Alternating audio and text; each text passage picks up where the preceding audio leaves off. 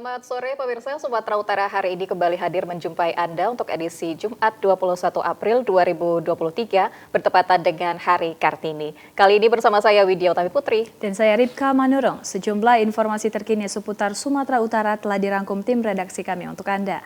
Dan berikut informasi selengkapnya.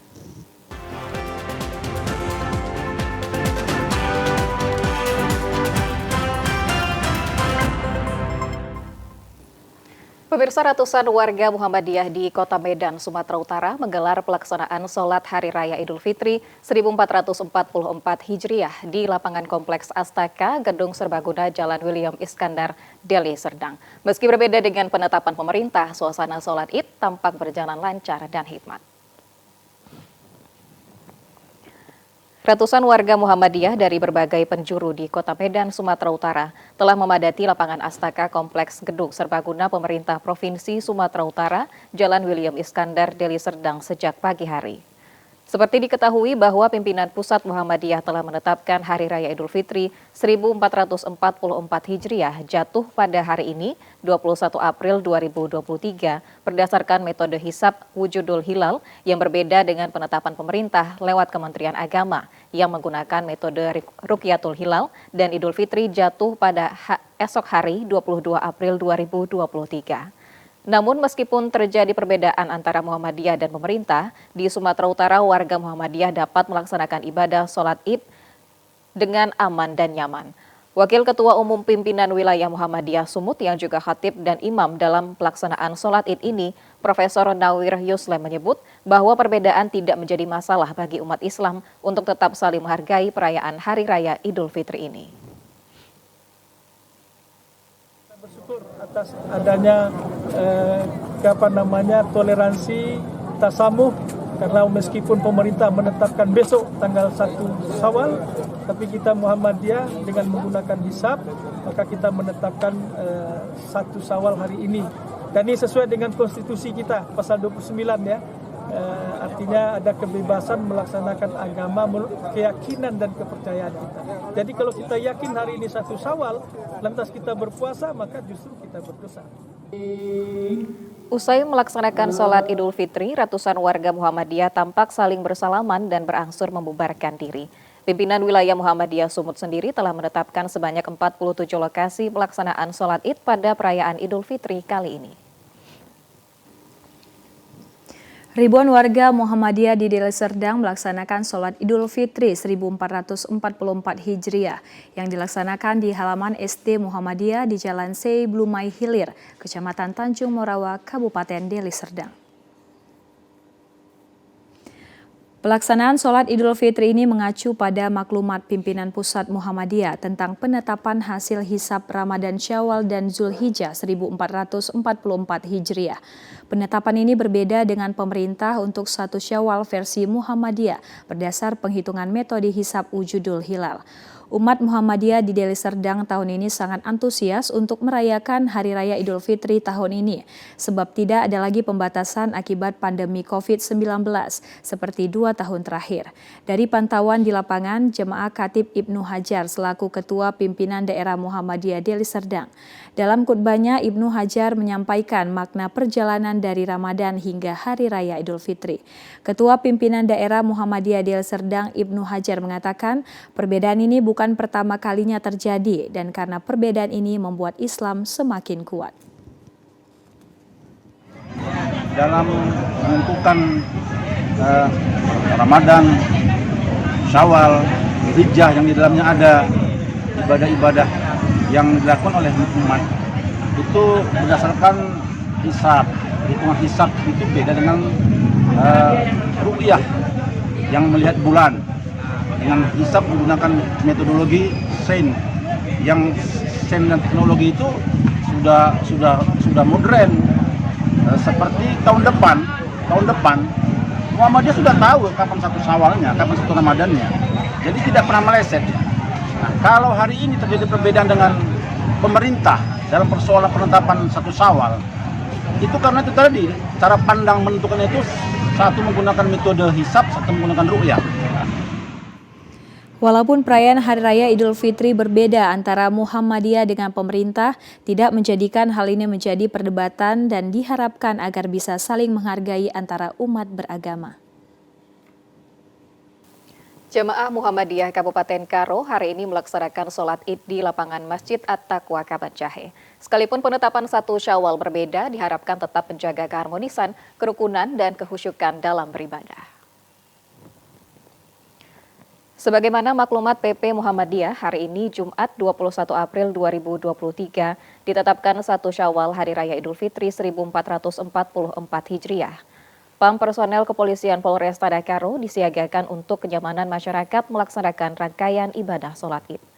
Ratusan jemaah Muhammadiyah Kabupaten Karo terlihat berbondong-bondong menuju tempat sholat Id berjamaah di lapangan kilang Masjid At-Taqwa di Jalan Masjid Kabanjahe, Kabupaten Karo. Takbir serta rasa syukur terus berkumandang menantikan waktu sholat Id. Yang bertindak menjadi imam adalah Ustadz Ali Muda Tampu Bolon dan Khatib Ustadz Erwin Tanjung. Dalam khutbahnya, Ustadz Erwin Tanjung mengatakan bahwa ada perbedaan tentang penetapan 1 Syawal antara Muhammadiyah dengan pemerintah. Kita harus tetap toleransi, saling menghargai dengan saudara kita yang masih berpuasa hari ini. Dirinya juga mengatakan meski kegiatan pelaksanaan sholat Idul Fitri berbeda, berharap tetap saling menghormati, menjaga keharmonisan, kerukunan, dan kehusyukan dalam beribadah. Ramadan tahun ini telah berlalu, semoga amalan selama bulan suci Ramadan meningkatkan ketakwaan. 1 Syawal menjadi momen kemenangan bagi umat Islam yang telah menjalani ibadah puasa Ramadan 1 bulan penuh, kembali fitri yang memiliki makna kembali suci. Suci berarti bersih dari segala dosa, kesalahan, kejelekan, dan keburukan. Selanjutnya kita lanjutkan dengan amal ibadah dan kebajikan. Semoga kita dapat kembali berjumpa dengan bulan Ramadan tahun depan. Walaupun secara jadwalnya kami hari ini melaksanakan sholat Id atau 1 Syawal, walaupun saudara kita masih sebagian lain besok, kami berharap bahwa Idul Fitri hari ini adalah Idul Fitri yang bisa mempersatukan kita. Idul Fitri yang bisa membuat kita damai selalu, walaupun terjadi perbedaan di beberapa hal. Oleh sebab itu, mari kita rajut kembali persatuan dan kesatuan kita sebagai umat Islam, khususnya di Kabupaten Karo. Setelah sholat Id, jamaah Muhammadiyah Kabupaten Karo bersalaman, saling memaafkan dan bersilaturahim antar sesama jamaah mempererat tali persaudaraan. Pemirsa, kami akan segera kembali dengan sejumlah informasi menarik lainnya. Tetaplah bersama kami.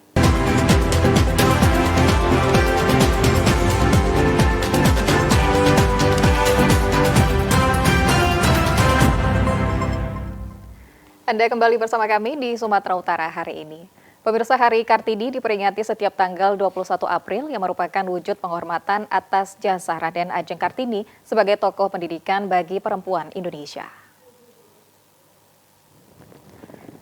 Salah satu bentuk penghormatan dan kepedulian serta rasa cinta terhadap perjuangan Raden Ajeng Kartini, Ikatan Kesejahteraan Keluarga TNI IKKT Auditorat Militer Tinggi Otmilti dan Otmil 102 Medan melaksanakan lomba busana berkebaya dan pakaian seragam harian. PSH IKKT serta lomba make up yang diikuti keluarga besar IKKT Medan. Kegiatan lomba dimaksudkan untuk mempererat tali silaturahmi dan kekeluargaan antara IKKT Otmilti 1 Medan bersama IKKT Otmil 102 Medan sekaligus arisan rutin setiap bulannya. Kegiatan berlangsung di Aula Otmil Medan di Jalan Diponegoro Medan.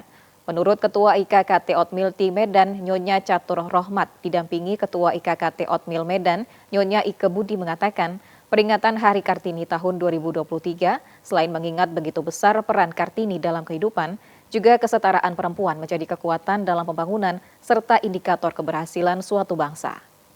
Memperingati pentingnya peran perempuan di masyarakat juga ada di dalam hadis Nabi Muhammad SAW bahwa perempuan itu tiangnya bangsa.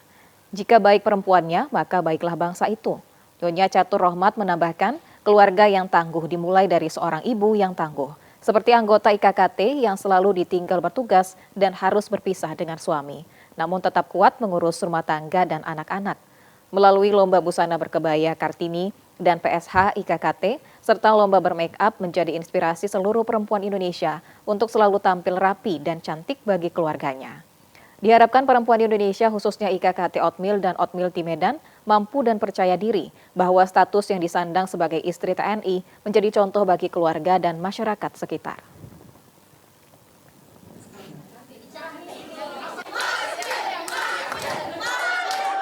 Ini adalah bentuk penghormatan dan penghargaan terhadap jasa-jasa Ibu Kartini. Semangat wanita-wanita Indonesia harus terus kita lestarikan. Wanita-wanita Indonesia bisa menjadi wanita mandiri, bisa menjadi wanita yang menginspirasi, kemudian lebih maju dari keadaan terdahulu. KKT Otmil Otmilti 1 Medan mengucapkan selamat Hari Kartini 2023. Majulah wanita Indonesia. Pada kesempatan tersebut, para anggota IKKT Otmil dan Otmilti sangat antusias mengikuti lomba busana dengan berjalan layaknya seorang model, memperagakan busana dan hasil make-up-nya di depan para juri. Kategori penilaian yakni kerapian, kebersihan, dan keluasan dalam mengikuti lomba. Dengan pakaian seragam harian, PSH IKKT juga dilombakan dengan kategori sesuai ketentuan PSH IKKT dan tetap dalam kesederhanaan. Sementara itu, memperingati Hari Kartini selalu dilakukan oleh perempuan Indonesia karena Raden Ajeng Kartini adalah pejuang emansipasi kaum perempuan. Karena jasanya membuat para perempuan Indonesia kini mengenyam pendidikan setinggi-tingginya atau bekerja dengan profesi dan berkedudukan setara dengan laki-laki. Berikut tanggapan tentang peringatan Hari Kartini. Untuk saat ini sosok Kartini merupakan satu alasan bagi pemerintah dan bagi kita semua memberikan kesempatan kepada kaum wanita untuk dapat mengisi di setiap lini. Wanita diberikan kesempatan untuk menduduki jabatan di setiap lini, tetapi itu pun kembali kepada si perempuan itu sendiri, apakah dia mau untuk mengisinya. Karena dari kemauan itu akan muncul kemampuan. Jadi keberadaan kita di tengah-tengah kaum pria bukan hanya sekedar mengisi kuota. Yang diinginkan oleh Bu Kartini adalah benar-benar kita mendapatkan pengakuan dari kaum pria bahwa kesetaraan gender itu adalah perlakuan dan kemampuan dari setiap wanita itu sendiri. Kita itu tetap menjadi Kartini seperti harapannya Raden Ajeng Kartini, tapi tidak kebablasan. Karena zaman sekarang ini kita sudah berhadapan dengan ibu-ibu milenial, Kartini yang milenial. Namun kita tidak boleh melupakan harkat, tugas dan tanggung jawab kita sebagai ibu. Boleh silakan berkarya, silakan kita setinggi-tingginya mencapai cita-cita. Namun kita adalah istri TNI. Kita terikat dengan satu aturan yang mana harus kita ikuti sebagai konsekuensi kita memilih suami sebagai anggota TNI. Program Gubernur Sumatera Utara Edi Rahmayadi dalam mewujudkan pendidikan yang bermartabat dilaksanakan keluarga besar SMA SMK di Kabupaten Deli Serdang kemarin. Melalui momentum Hari Jadi ke-75 tahun Provinsi Sumatera Utara, perwakilan SMA dan SMK melakukan anjang sana ke Pondok Tahfizul Quran PTQ Ar-Raudah di Kecamatan Beringin, Kabupaten Deli Serdang. Kedatangan perwakilan SMA dan SMK ini disambut pimpinan pondok ini, Haji Abdul Hadi Kiram. Dipilihnya pondok ini sebagai kegiatan anjang sana dalam upaya menciptakan silaturahmi antara pendidikan umum dan pondok ini. Sebagai wujud dari silaturahmi ini diserahkan bingkisan yaitu kain sarung untuk dibagikan kepada siswa pondok yang diserahkan para perwakilan kepala sekolah SMA dan SMK di Kabupaten Deli Serdang. Kain sarung diterima secara simbolis oleh perwakilan siswa dan pimpinan pondok. Kepala SMK Negeri 1 Beringin Hajah Hafridah Handung menyatakan anjang sana dilakukan dalam rangka Hari Jadi ke-75 tahun Provinsi Sumatera Utara, juga program Kepala Dinas Pendidikan Sumatera Utara Asren Nasution dalam mewujudkan visi misi Gubernur Sumatera Utara Edi Rahmayadi, yaitu pendidikan yang bermartabat di Sumatera Utara. Sesuai dengan program Bapak Gubernur Pendidikan yang Bermartabat, inilah wujud daripada kerjasama kami antara pendidikan umum ke pondok pesantren. Mudah-mudahan kiranya bermanfaat, saling tukar informasi, saling bekerja sama untuk meningkatkan keimanan dan ketakwaan kita kepada Allah Subhanahu wa Ta'ala. Semoga mereka tumbuh menjadi anak-anak yang soleh, menjadi generasi Islam yang bermanfaat bagi nusa, bangsa, terutama agama. Pimpinan pondok ini, Haji Abdul Hadi Kira, menyampaikan terima kasih kepada Gubsu dan Kepala Dinas Pendidikan Sumut, serta keluarga besar SMA dan SMK di Deli Serdang yang telah memberikan bingkisan, yaitu kain sarung untuk dibagikan kepada siswa pondok. Pondok ini mengharapkan agar dermawan dan umat Islam memberikan bantuan sehingga pembangunannya terwujud sesuai program pondok.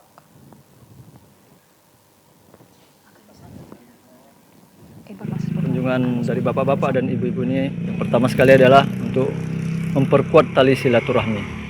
Kemudian juga dengan kedatangan bapak-bapak dan ibu-ibu ini adalah memotivasi kami untuk lebih lagi bersungguh-sungguh dalam dunia pendidikan ini. Baik pendidikan agama khususnya juga pendidikan umum. Semoga dengan kerjasama antara pendidikan umum dan agama ini nanti ke depan akan melahirkan generasi-generasi yang kuat dan tangguh, yang mereka mempunyai ilmu dan juga mempunyai kekuatan iman dan ketakwaan mereka dalam menghadapi ataupun dalam menghadapi rintangan, tantangan di masa yang akan datang.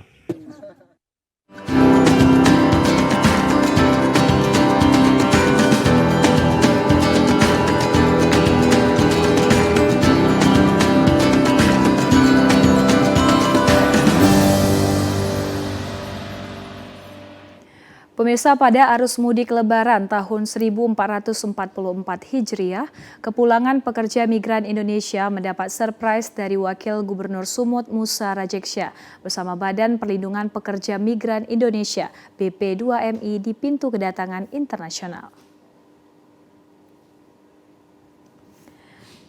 Beginilah suasana di pintu kedatangan internasional di Bandara Kuala Namu, Deli Serdang pada saat belasan pekerja migran Indonesia tiba di Bandara Kuala Namu. Para PMI ini datang dari negara Malaysia dan mendapat surprise dari Wakil Gubernur Sumut Musa Rajeksya bersama Badan Perlindungan Pekerja Migran Indonesia BP2MI. Surprise yang diberikan berupa penyematan ulos kepada belasan PMI dari Malaysia sekaligus memberikan bingkisan untuk berbuka puasa. Hal ini dilakukan secara spontanitas untuk menyapa para pekerja migran yang kembali untuk merayakan Lebaran di kampung halamannya. Selain itu, untuk memberikan pelayanan terkait informasi kepulangan PMI dari luar negeri dan setibanya di Indonesia, diberikan ruang tunggu yang nyaman. Layanan lokasi transit bagi PMI yang akan pulang ke daerah asal hingga bantuan medis. Wakil Gubernur Musa Rajeksya mengatakan ini merupakan bentuk apresiasi kami dari pemerintah terhadap para PMI dan mereka adalah pahlawan devisa bagi negara Indonesia. Sebagai pimpinan sini kami dengan Bantu Aman juga ingin melihat bagaimana layanan BP2MI. Ternyata sekarang sudah jauh lebih baik, sudah ada lounge sendiri di Kuala Namu untuk menerima keluarga ataupun pekerja itu memberikan informasi ataupun ruang tunggu dengan lengkap, ada makanan minuman yang secara gratis sudah dinikmati supaya mereka bangga sebagai pekerja Indonesia dan bangga untuk menjadi pekerja yang baik dengan juga jalur data yang baik untuk berangkat keluar, tidak melalui jalur-jalur yang ilegal. Sementara itu, salah seorang PMI asal Aceh, Fatima Zahara yang bekerja di negara Malaysia mengatakan ia sengaja mengambil cuti dari tempat kerjanya untuk pulang kampung halaman guna merayakan Idul Fitri bersama keluarga. Setiap bulan Ramadan mereka kembali mengambil cuti, ambil liburan, tapi juga ada yang kembali pas berakhir masa kontraknya. Ya, April ini. Data kita ada itu. Seluruh balai-balai yang khususnya ada demarkasi, pelabuhan, dan bandara udara, kita tingkatkan layanan kita. Kita pastikan mereka nyaman kembali landing. Polres Serdang Bedagai mencatat sebanyak 23.852 kendaraan yang melintas dari ruas jalan tol fungsional Indrapura Tebing Tinggi Sinaksak Dolok Merawan per periode 15 sampai dengan 19 April 2023 berdasarkan data dari Jalan Tol Trans Sumatera. Hal tersebut disampaikan Kapolres Tebing Tinggi AKBP Andreas Tampubolon di sela kegiatan tatap muka dengan insan pers Tebing Tinggi. Dalam kegiatan tersebut, Polres Tebing Tinggi menyampaikan saat ini fokus dalam pengamanan arus mudik Lebaran 1444 Hijriah. di mana Kota Tebing Tinggi menjadi salah satu perhatian penuh lonjakan pemudik yang akan melintas ataupun transit untuk bepergian ke sejumlah kota di Sumatera Utara. Berdasarkan data yang diperoleh Polres Tebing Tinggi dari Jalan Tol Trans Sumatera sampai pertanggal 15 hingga 19 April 2023 sebanyak 23.852 kendaraan yang melintas di sejumlah ruas tol fungsional yaitu Indrapura Tebing Tinggi dan sebaliknya serta Sinaksak Dolok Merawan satu arah. Tentunya dengan jumlah kendaraan yang mudik tersebut menunjukkan peningkatan yang cukup tinggi menjelang pada satu hari jelang Idul Fitri 1444 Hijriah pada hari Sabtu sesuai dengan penetapan pemerintah. Insan pers di Tebing Tinggi diajak untuk membantu Polri dalam bersinergi terutama dalam pengamanan Idul Fitri 1444 Hijriah agar berjalan baik dan lancar. Pemirsa, sehari jelang Lebaran Idul Fitri, arus lalu lintas di Kabupaten Karo terlihat masih lengang. Diperkirakan kepadatan kendaraan bermotor akan terjadi di lokasi wisata setelah hari Lebaran. Kamis sore lalu lintas di Kabupaten Karo terpantau lancar dan sehari jelang Lebaran Idul Fitri, kota wisata Brastagi pun masih normal. Jumlah kendaraan bermotor yang melintas terlihat normal yang didominasi bus angkutan umum. Petugas tetap disiagakan untuk mengantisipasi kemacetan arus mudik dan libur Lebaran. Kapolres Tanah Karo AKBP Roni Nikolas Sidabutar mengatakan pelaksanaan operasi ketupat wilayah Tanah Karo saat ini berjalan aman dan kondusif. Diprediksi kepadatan jumlah kendaraan bermotor akan terjadi setelah hari Lebaran yang biasanya ramai dikunjungi wisatawan untuk liburan.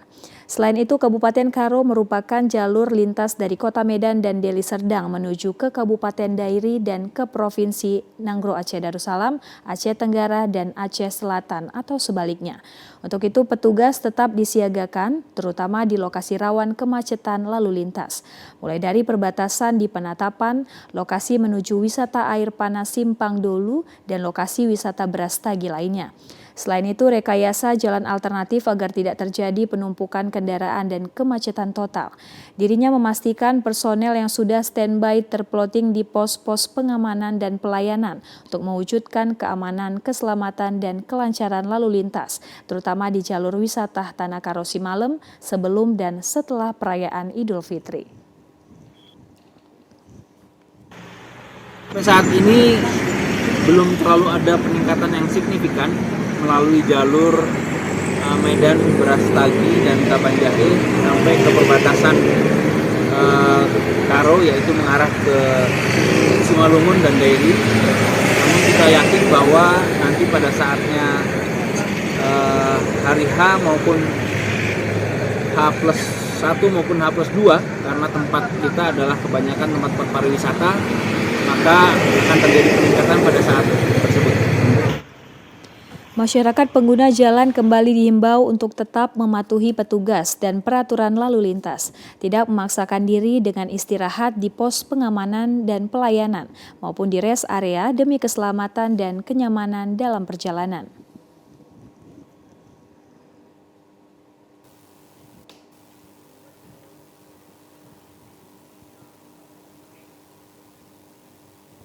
Satu hari jelang Lebaran Idul Fitri 1444 Hijriah, arus lalu lintas di Mandailing Natal padat merayap dan arus pemudik dialihkan. Peningkatan terjadi karena adanya pasar daging dadakan di pinggir jalan nasional di Panyabungan. Volume kendaraan di satu hari jelang Lebaran Idul Fitri yang melintas dari pusat perbelanjaan di Panyabungan terpantau padat merayap. Peningkatan terjadi karena adanya kegiatan jual beli di pasar daging dadakan di pinggir jalan lintas Sumatera. Rata-rata kendaraan yang lalu lalang di pusat kota Panyabungan ini didominasi masyarakat Mandailing Natal yang beraktivitas di jalan. Sementara arus mudik yang melintas dari Mandailing Natal terpaksa dialihkan ke jalan alternatif melewati jalan lintas timur Panyabungan. Pengalihan arus mudik ini dilakukan untuk menghindari terjadinya kemacetan di jalan protokol Panyabungan. Di setiap persimpangan atau titik rawan macet, personil kepolisian dan Dinas Perhubungan siaga untuk mengatur kelancaran arus lalu lintas dan mengarahkan mobil pemudik ke jalur alternatif. Terpantau hingga sore ini arus lalu lintas di pusat kota dan jalan lintas timur Panyabungan padat merayap. Tahun lalu pemudik tahun ini ya sesuai dengan prediksi pemerintah sekitar 44% lebih. kebetulan hari ini H-1 itu terkenal dengan tradisi budaya di Maning Natal adalah pekan bantai atau pekan jualan daging ya. Di sini dapat kita lihat arus lalu ramai, lancar, anggota juga tetap berdiri tegak untuk mengatur dan mengurai kepadatan lalu lintas yang ada. Petugas kepolisian juga menindak tegas pengendara angkutan umum dan becak bermotor yang tidak mematuhi rambu-rambu lalu lintas.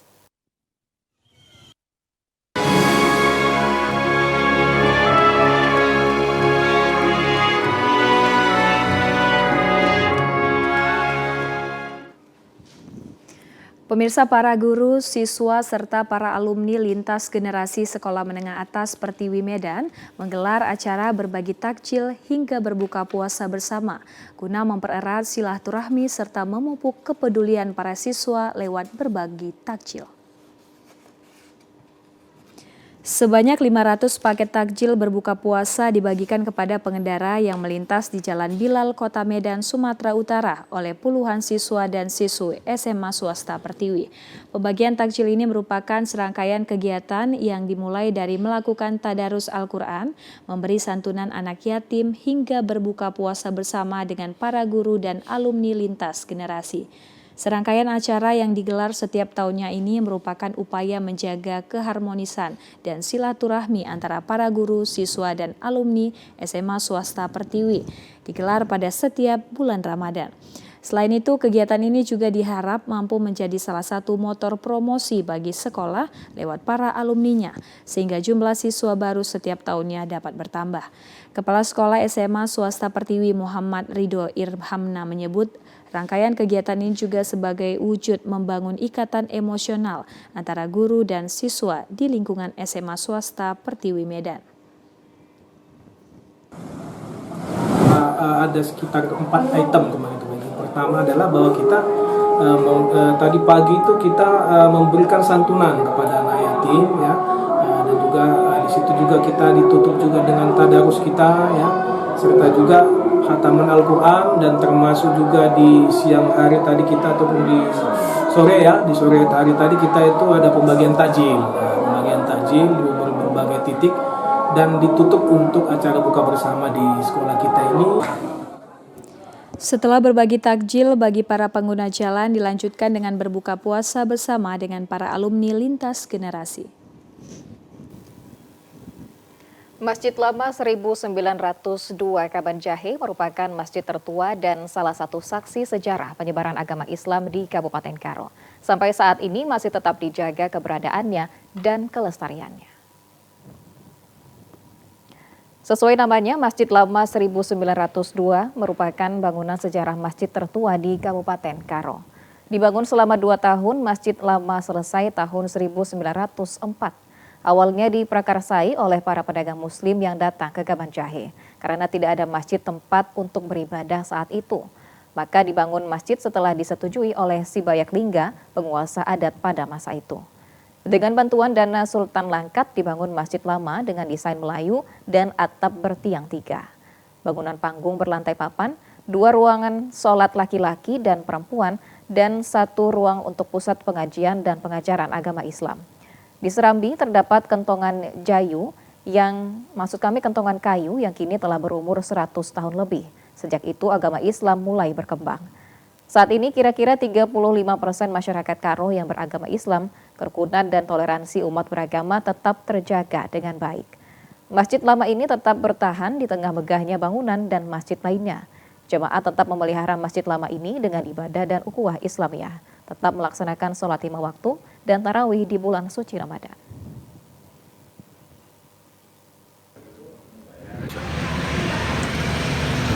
Kita dapat informasi itu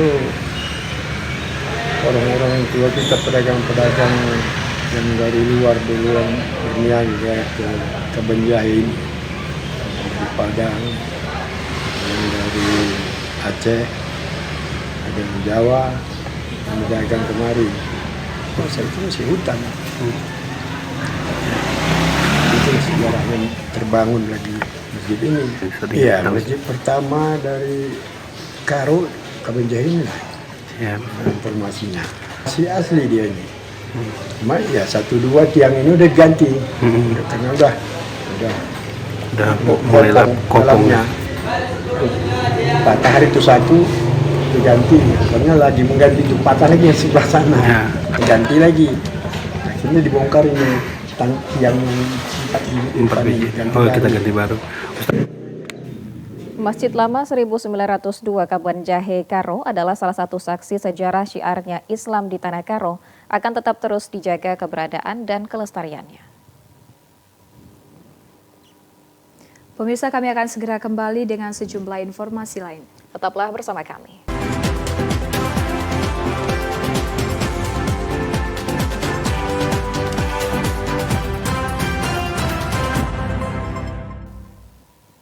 Pemirsa, satu hari menjelang Lebaran, harga kebutuhan pokok seperti komoditas cabai mengalami penurunan di pasar tradisional Petisah, Medan.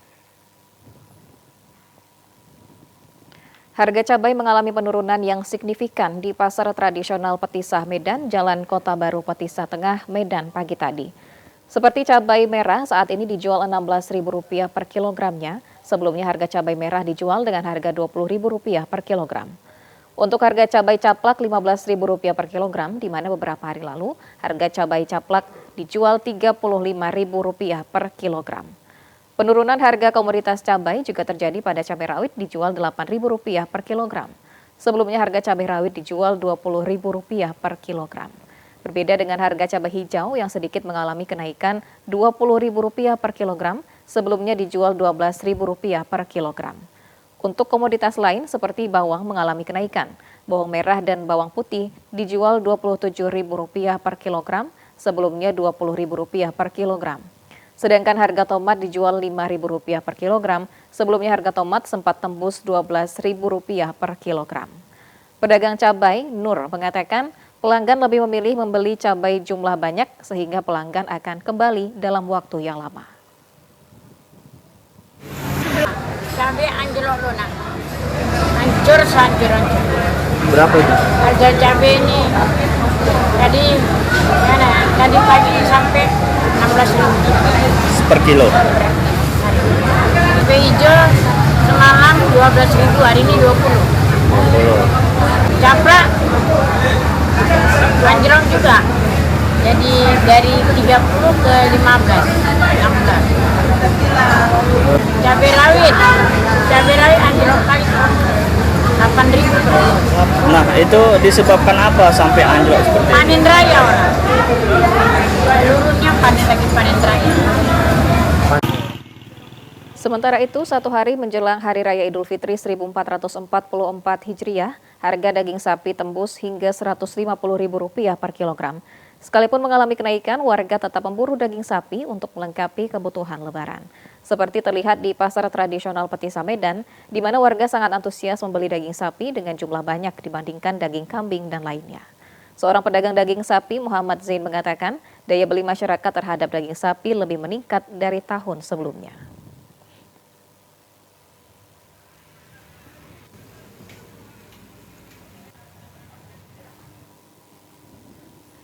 Pemirsa, Polsek Stabat berhasil mengamankan 3 orang tersangka pelaku pencurian besi jembatan gantung Seiwampu, Kabupaten Langkat.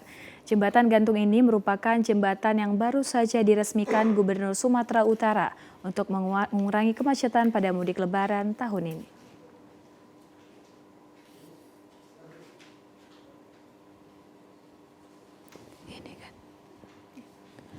Polisi sektor Stabat Polres Langkat mengamankan 2 orang pelaku pencurian dan seorang penada besi dan baut jembatan gantung Seiwampu di Stabat, Kabupaten Langkat.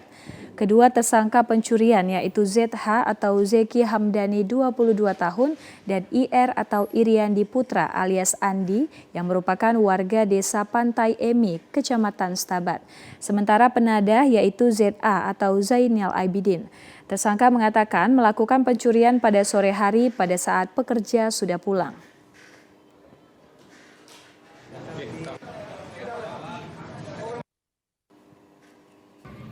Hasil penyidikan terhadap pelaku, bahwasannya pelaku ini menjual barang-barang hasil curiannya kepada seorang laki-laki yang bernama Zainal Abidin alias Jainal atau kita kenal dengan ini penadahnya ya. Jadi saudara Zainal Abidin juga sudah berhasil kita amankan.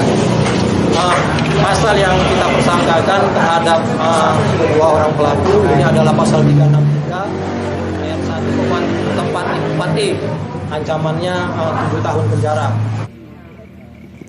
Kapolsek Stabat AKP Ferry Ariandi mengatakan penangkapan tersangka atas laporan dari pihak pembangunan jembatan yang sering kehilangan besi jembatan. Atas laporan tersebut, personil Polsek Stabat bersama anggota BRIMOB kemudian melakukan penyelidikan dan menemukan 4 orang yang sedang melakukan pencurian. Dan petugas berhasil mengamankan 2 orang tersangka, namun 2 orang lainnya dapat melarikan diri. Tersangka akan dijerat dengan pasal 363 ayat 1 KUHP dengan ancaman hukuman 7 tahun penjara.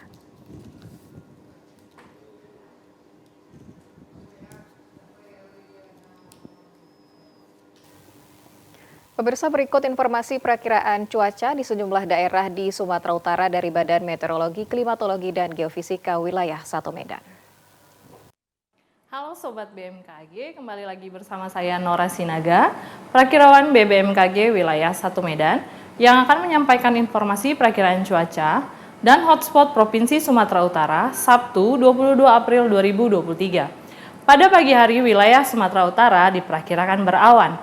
Untuk siang hingga sore hari wilayah Sumatera Utara diperkirakan hujan ringan hingga lebat dengan potensi hujan lebat terjadi di wilayah Langkat, Karo, Humbahas, Pakpak Barat, Dairi, Tapteng, Sibolga, Toba, Nias, Deli Serdang, Taput, Madinah, Padang Sidempuan, dan Tapsel.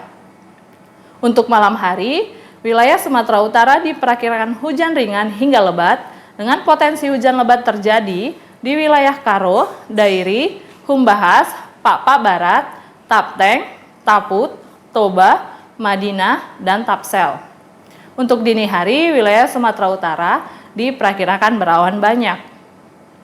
Untuk suhu udara berkisar antara 16 hingga 33 derajat Celcius, dengan kelembapan udara 60 hingga 95%. Angin bertiup dari barat daya hingga barat laut dengan kecepatan 10 hingga 30 km per jam. Titik panas atau hotspot di Sumatera Utara tanggal 20 April 2023 tidak ada.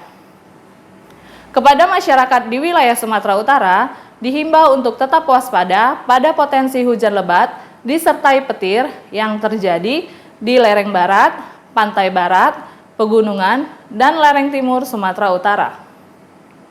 Demikian perakiraan Sabtu 22 April 2023. Kami seluruh perakirawan BBMKG Wilayah 1 Medan mengucapkan Selamat Hari Raya Idul Fitri 1444 Hijriah. Mohon maaf lahir batin. Ya, pemirsa, informasi tadi menjadi penutup perjumpaan kita di Sumatera Utara hari ini. Mewakili kerabat kerja yang bertugas, saya Widyotami Putri. Dan saya Ripka Manurung mengucapkan terima kasih atas perhatian Anda. Selamat sore dan sampai jumpa.